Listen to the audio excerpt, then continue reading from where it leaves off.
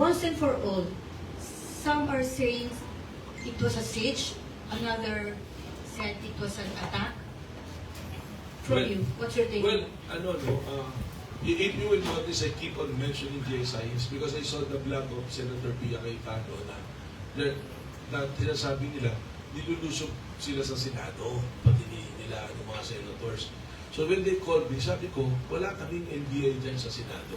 Then you have to be very clear with that, that the Senate is renting the building from GSIS, and it's one complex, and the building where GSIS offices is located, and the building where Senate is, yung offices ng Senate are located, magkaiwala yan.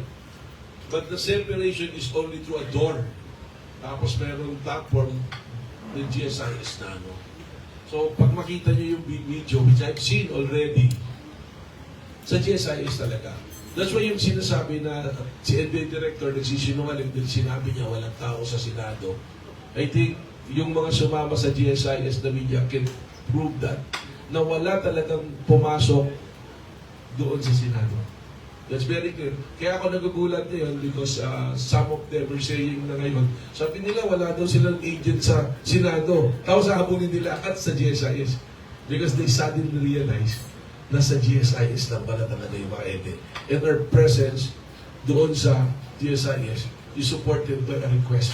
So we have legal cover, legal basis to be there kung bakit kami nasa GSIS. So, doon sa claim na stakes ba yan or attack, ganyan, sabi ko na kung siege man yan or anything, there's no siege. The Senate was never under attack. Ang nangyari ngayon, it's NBI who is now under attack. So, yun yung nangyayari ngayon. No? Pero, lalabas naman yan. And again, I don't want to, I'm sorry, Chi, that I cannot anymore comment which stage or a siege or attack.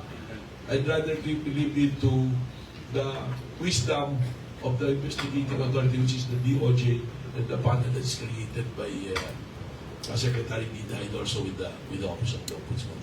Also the CIDG, you can ask the CIDG, nandun naman sila.